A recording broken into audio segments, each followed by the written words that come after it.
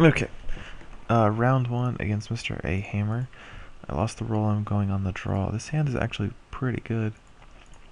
It has no profit, but thinks I need it with the good luck.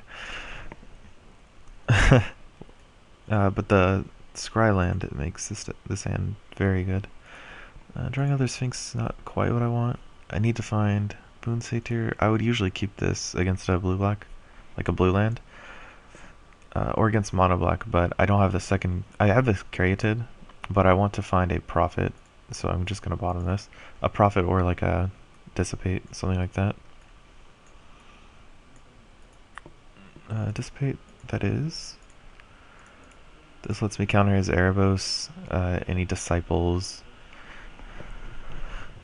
Thoughtseize. Probably going to take the Dissolve, since it's the only card that isn't a double. It doesn't have a copy. A twin. He does not have a third land. So, actually, I'm just going to play Scorpion here, an Island, and pass turn. I could play the second Scorpion, actually. Yeah, I'm not going to bluff a Dissipate. That seems pretty bad. That's what I was initially planning on doing, but I don't really know what bluffing a Dissipate does here. He's just going to play a spell anyway because he only has 3 lands. And if it's one of the Death Touch guys, I don't really care. I'm going to go ahead and bounce it just so I can scry for a profit. That doesn't really do anything. I don't have enough mana to cast a profit, so I'll just draw a card. Now he probably knows I have a thingamajig in my hand, a Voyage's End. But I'm still like pretty fine trading off a Scorpion for a Agent of the Fates. Only attacking one Scorpion, so you can't just attack me back.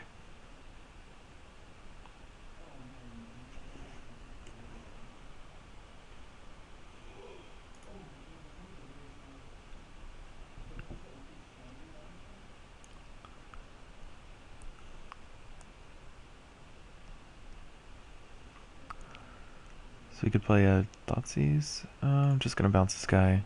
I want to see the top card of my library. Like I want to scry for sure. Island is not what I want. I need a profit or a like Polychronus or something. A Bident would be really good as well. Bident with 2 Sedge Scorpions in play. It's pretty good. And he gets a Sphinx. It's not a big deal. You could play land, Fates, or Agent again, but he didn't Thoughtseize me last turn, so I don't think he has a land this turn. I think he should do Thoughtseize. And it looks like that's the case. So I'm gonna beat down with my Scorpions. Play my Sphinx and pass. Oh, I double clicked my Scorpion and forgot to attack with it. I didn't leave that untapped for any special reason. And I'm gonna keep that land in my hand so I can discard it to the Sphinx in case he has Hero's Downfall in his hand. If he plays Disciple, I'm just going to discard it to the Sphinx because I'm not letting him discard my cards.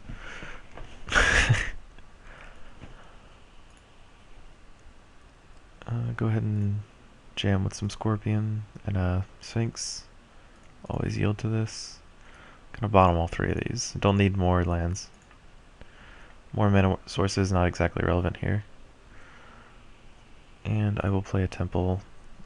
Looking for Masterways is pretty good here. Since I have a Devotion 2 right now, or 3 once I play the Master. Whip of Erebos. It's very annoying. Doesn't do that much for him right now though. Same attack as last turn. Scorpion and Sphinx. I'm gonna bottom this forest.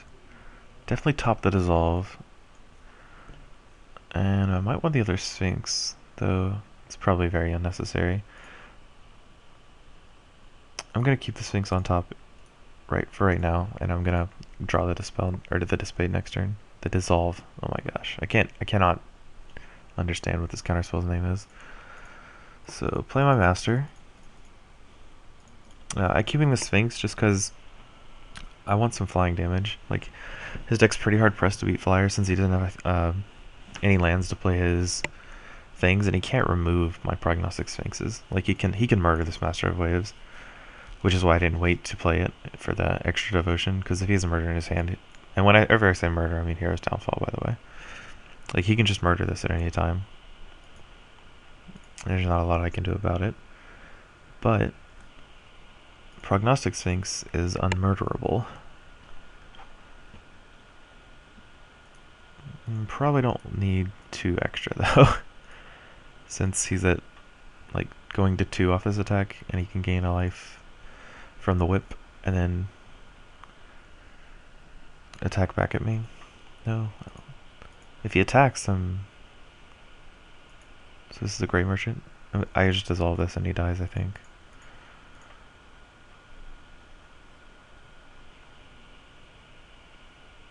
Like he can block. I can just take 3 and then swing for 5. Darn, cool. Yeah, it looks like he did need that luck. So against blue-black, the Voyage's ends aren't that great because most of their good creatures are Apparent Overlord, Grey Merchant, that sort of thing. So it does take away Devotion briefly, but it's pretty bad if you just draw it. So I bring in Bident because it's incredible against them. They're a very slow deck, and drawing cards is an incredible aspect against them. Also Fade into Antiquity for their Erebos, and I usually want to board in 2, but I don't know what to board out for the second one because I changed the board up recently.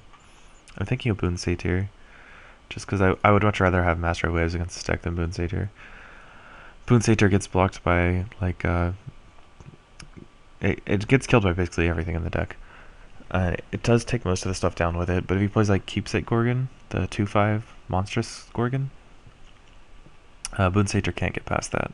I would have to just enchant it on something. And enchanting it on anything but Prognostic Sphinx is asking to lose to murder. Obviously don't need any of these counter green things, these hate cards, and Curse the Swine. Not what I want against his deck. He doesn't play a lot of things. It is good at removing Devotion, but not a lot else. Sand doesn't have a lot of blue cards in it, so I'm gonna mulligan it. By blue cards I mean sources of mana. Sand's pretty good. 2 Scrylands, 2 Prophets, and a Sylvan Caryatid. I'm gonna go ahead and play the Temple first, since it's my most versatile land. Top. This way, if he Thoughtseize me this turn, which I would... Ooh, he doesn't have a Thoughtseize. I'm just gonna play the Caryatid, then, and pass turn. So, Agent of Fates? Okay. I drew a Sedge Scorpion, which is pretty lucky. Fade into Antiquity, I think I'm gonna bottom. I really want to draw a land next turn. An untapped land, so I can just play my Prophet.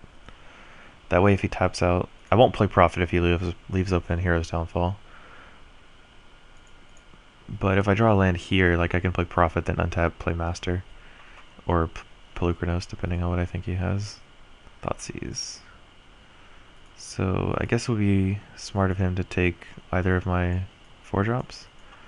Because I have a backup Prophet. So, like... I guess it's not the worst to take Prophet if he has a murder in hand. Yeah, okay. I don't think he has a murder in hand, because I think I would have... If I were playing Mono Black, I would have just taken a Prophet, and then... either relied on my opponent not drawing a land next turn, and just killing the next Prophet, or just letting him get a Master of Waves, and killing the Prophet then. A Master of Waves with only 1 token is not that big a deal when you have a blocker. But I drew a Sedge Scorpion, so I'll just attack with it and play my second one. Playing Master of Waves for 1 token doesn't seem ideal.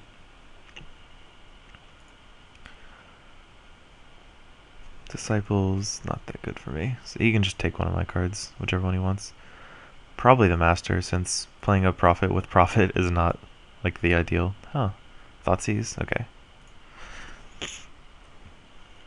Well executed, sir.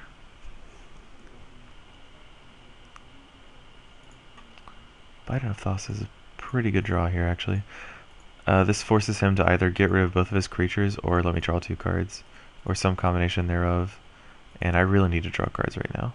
Like, I could leave them... he's just letting me draw a card. Okay. And I drew Sedge Scorpion. Just all the Scorpions. Yep. He can take my Master, I guess? Sedge Scorpion might just be better right now. No, okay. He definitely blocks my Sedge Scorpion. which would be beneficial if I could cast Boon Sage here, but I can't. So I'm just going to cast my Sedge Scorpion, number 3, and pass the turn.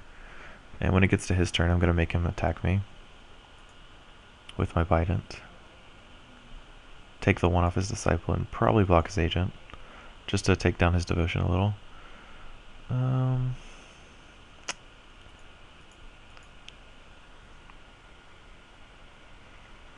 Night Howler is problematic, because I can either play my Boon Satyr and sacrifice it to keep both my Scorpions alive, which doesn't seem that good. Oh, thank you. That's very kind of you. But I'm actually in the middle of one right now, so I'll get to him later. Where was I? Okay, so if I play the Boon Satyr and sacrifice it, that gets me pretty much nowhere. I still have to block his guy, and he's a Night Howler and a Disciple. And I don't get to activate Bident. So I definitely want to activate Bident, so I just sacrifice a Scorpion here. And I guess I just take the damage off of... it's 10 damage, I can't take that. Making him attack with the Disciple doesn't really do anything. Yeah, I'm not going to do that. He probably attacks with the Disciple anyway, and this way I can at least block it with Boon Satyr. He didn't attack at all. It's very interesting.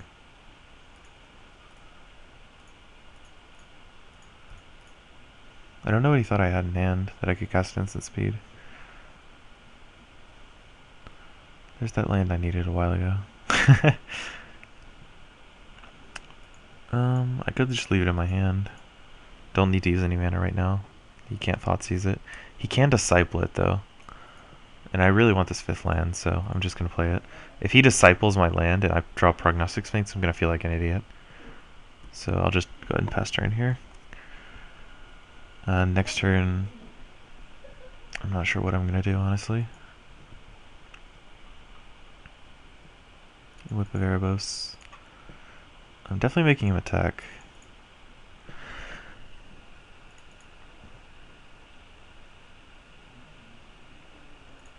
So block here and block the Agent.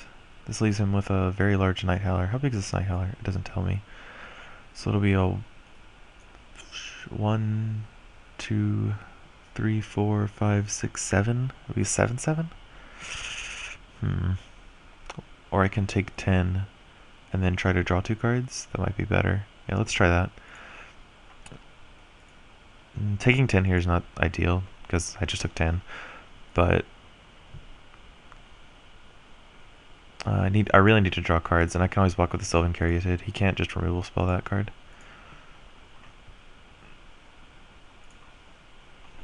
F7 to put all my triggers on the stack, and I drew a bunch of lands. Unfortunate, but maybe I can draw like not another Bident. I'll just block with the Caryatid.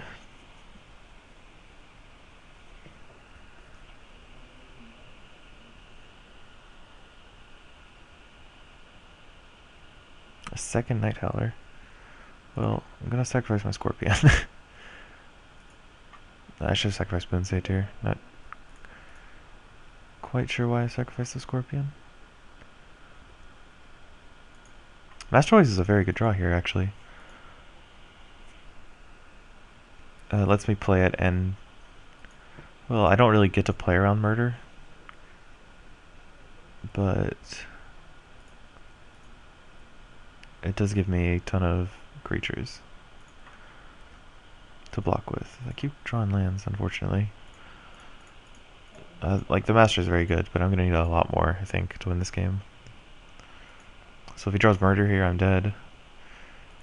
And looks like he has a Grey Merchant. I think I'm also dead to that, yeah.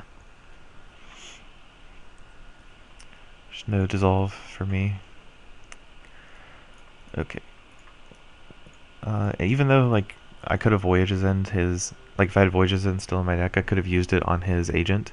It's still not very good for me, because the Night Howler resolves and is a creature, and then he can just... he still gets the trigger, and then he can just recast the Agent, and it's not a card I want to draw against him. I think that was probably the place where it would have been best, and it's still not good against him. Curse the Swine would have stopped his guy, I guess, but couldn't have got his Night Howlers. It's good against taking away devotion, sort of. I have to be pretty far ahead for it to matter, and even then.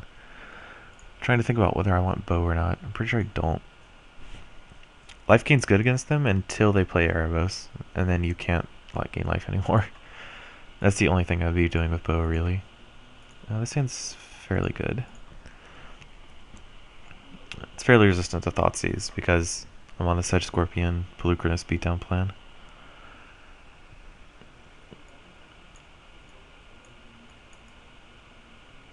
I also have multiple Pelucrinuses.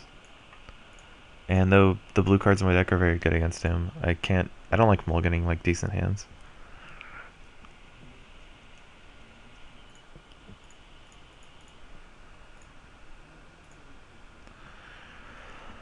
I can even play Bident if I draw a blue source. And I drew the blue source, so I will play Pelucrinus, and hopefully he doesn't have a murder, but if he does, he has to spend his turn 3 doing it, and then I get to just play another Pelucrinus. That curve. Ooh, coming to play tap land, that's actually pretty bad. I'm debating whether I want to just pump my guy for 2. So I pump my guy for 2 here, I hit him for 8. And I can't really kill any of his creatures until I hit 6 mana anyway, so I just think I want to get in the damage, since I can't play another Pelucrinus, and playing Master Waves doesn't seem that good to me. Actually, you know, playing a Master Waves is fine, since he can't remove both of my creatures. Yeah. His only mass removal is Hythonia, and that costs like 1 billion mana. It costs 6 to play and then 8 to Monstrosity. There's no Infest in this format. Disciple, you can get my last Pelucrinus, that's fine. If I draw a land, I still can't kill his stupid thing, because I would need an additional land. I'm just going to attack with these. Master Waves will not attack. Even just the curve out against his deck seems pretty good. Grey Merchant lets him gain a couple life. Land? Awkwardly need land this time. Ooh, drawing profits. Very good. Now he can't attack me back if he wants to do that. So if I attack with Pelucrinus here, he can't double block, so I'm not too worried about that. Block the Scorp. Yep, that's fine.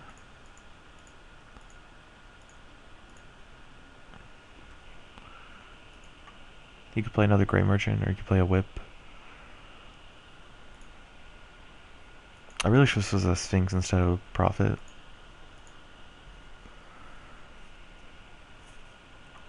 It's possible I should have just gone for the extra damage last turn. Or this turn. Because that would have been 2 extra damage to put him at 1. That way I have a lot of lethal creatures. But I think leaving it up is definitely better if he just plays like a Night Howler. Because it's got 3 toughness I can kill.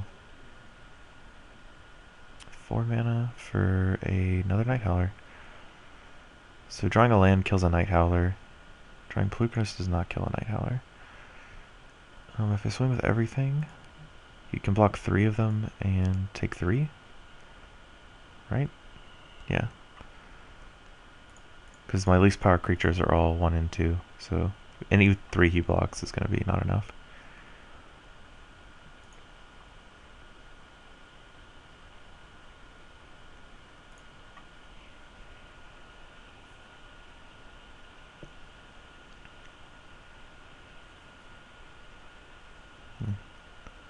None of his creatures have lifelink, so he's dead.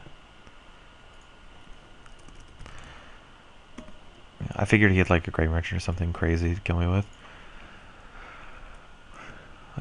I can't just let him have a ton of devotion. Yeah, see, Abhorrent Hythonia and Hythonia. Yeah, he has a lot of black devotion. He could just play Hythonia and Monstrous it.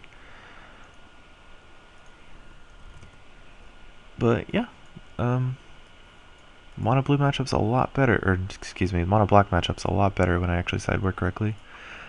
Master Waves and Pelucrinus is just too much for them to Hero's Downfall. Master of Waves, Pelucros, and Prophet. So, 1-0. That's like over 1,000% better than the last daily I played and recorded. So, we'll keep continuing along this path, and I'll see y'all in round 2.